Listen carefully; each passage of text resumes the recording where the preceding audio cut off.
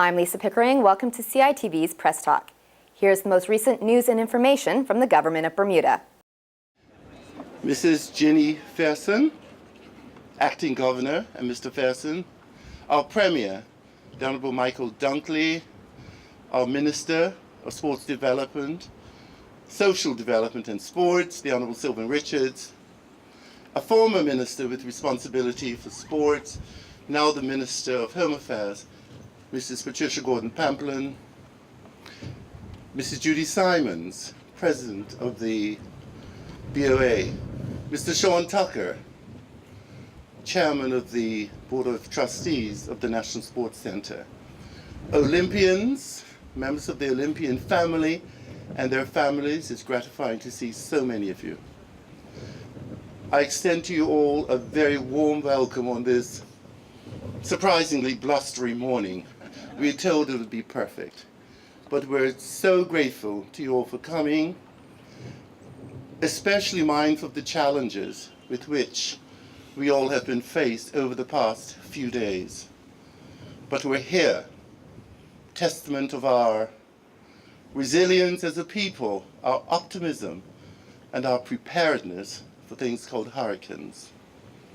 But there has been a significant casualty, unfortunately, and that is the inability of our special guest, that great Olympian, Jackie Joyner Kersee.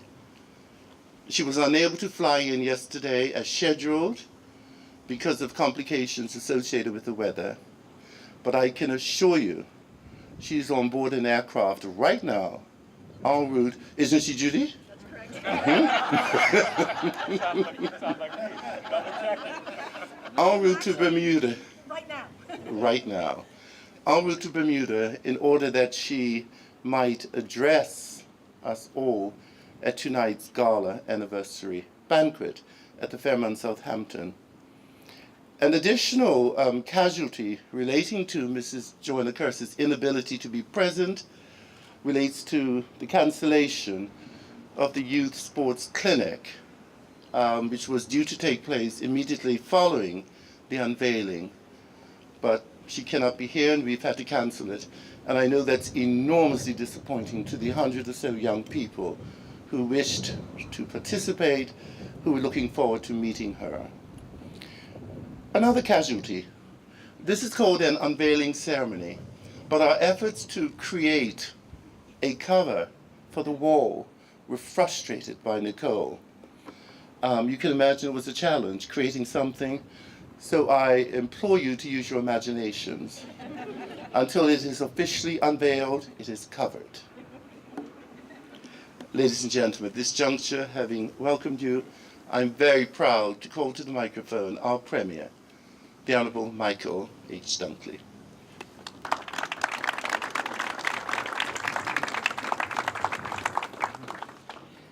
Good morning and thank you, Robert. I didn't have the distinction of being taught by this young man right here. Ladies and gentlemen, it is an honor and a privilege, and I'm bursting with pride to be here this morning. Let me just give you one more bit of bad news. I just got off the phone with Minister Barron, and he said because Nicole didn't damage us enough, it's turning around and coming back, and that's what that is. No, in all seriousness, it is well gone. Judy's word. As I sat down this morning and I looked at the names on the wall in front of us, you just have to think back in your lifetime and what you've lived and what you've learned. And as a young man growing up in Bermuda, I was always fascinated with sports, and I had my heroes. I can still remember what I was doing when Clarence Hill won that medal in the Olympics in '76. I still have vivid memories of Francis Gosling and what he did and help our community. And I can go up and down each one of those plaques. They're all heroes for Bermuda, a small place like Bermuda. They're all our heroes. And as we reflect about what's happened in the last couple of days, and Robert mentioned our resilience and our strength, there's no doubt that as Bermudians, we're strong, we're proud, we're resilient, and we're blessed. And that is what competing at the highest levels in the Olympics is all about. You have to prepare, you have to be resilient, you have to stand strong, and you have to have a vision about what you can do. So ladies and gentlemen, as we look at the wall that is not unveiled at this time, reflect back on these heroes that are on the front and the other side of the wall here today. I'd like to commend the Bermuda Olympic Association for the great idea of doing something like this, and all the partners you work with, working with the trustees of the National Sports Center to make this happen. This is a fitting tribute that will stand the test of time to some great athletes that we've had, and there's plenty of room for expansion. So for all the budding Olympians out there, talk to some of these heroes here today. Ask them how they did it. Ask them how they competed against the odds to get where they have to get to. And you too can represent Bermuda and compete at the highest levels. So on behalf of the government and all of the people of Bermuda, and certainly my colleagues, it's an honor to be here today and see so many Olympians come out and get the recognition, the continued recognition you deserve. Bermuda is very proud of you, and that will never change. Thank you very much, ladies and gentlemen. Ladies and gentlemen, the Minister of Social Development and Sports, the Honourable Sylvan Richards.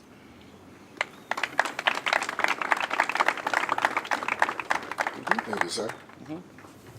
I had prepared remarks, but I'm not even going to deal with this today. It's far too windy, and I can't do two things at the same time, turn pages and speak into a mic. Before I start, I want to do a quick survey. How many of you have electricity? Wow, I don't feel any better.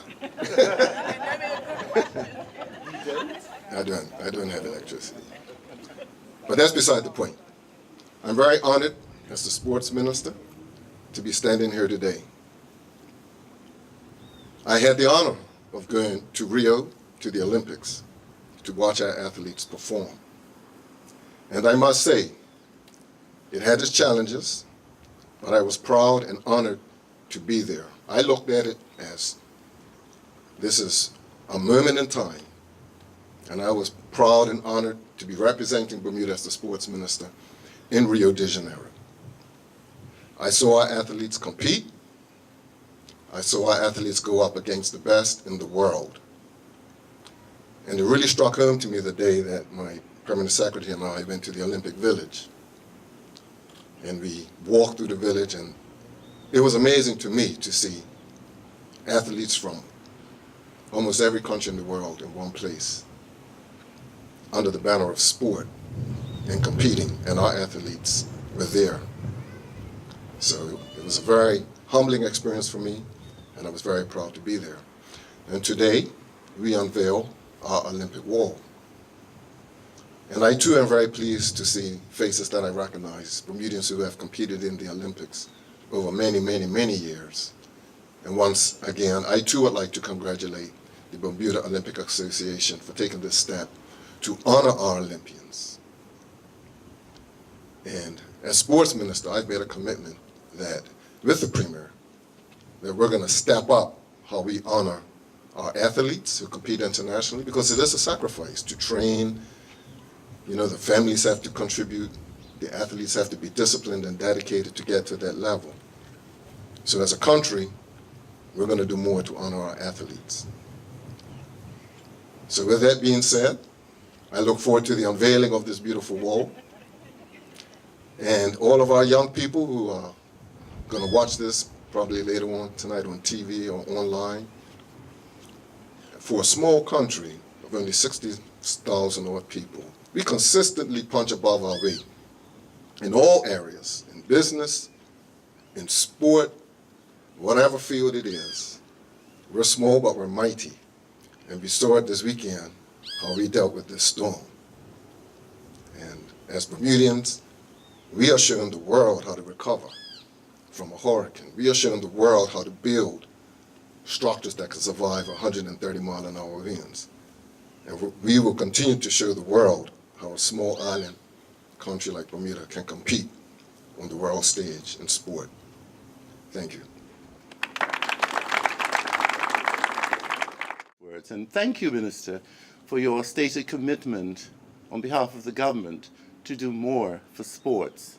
in Bermuda. There can be no greater investment in Bermuda's people. So thank you. Ladies and gentlemen, the President of the Bermuda Olympic Association, Mrs. Judith Simons. Thank you, Mr. Horton. Distinguished guests, Olympians, family and friends of the Olympic movement, thank you all for coming today. The gods are holding off for us, which is the most important thing. For the Olympic movement, this has been a desired plan for many of years. It is clearly noticeable that Olympians have never been recognized properly over maybe the 80 years of competition. We only see what happens every 4 years, so we felt it was extremely important that there was a permanent monument recognizing the past, present, and the future of all our Olympians. So we as an organization are extremely proud of what we've done today in recognizing all those who have represented their country and who will hopefully inspire the youngsters going forward. So like what Mr. Horton said, the sad part for me is that Jackie was unable to be here as a multi-Olympian to recognize what we as a small country have achieved at this point in time.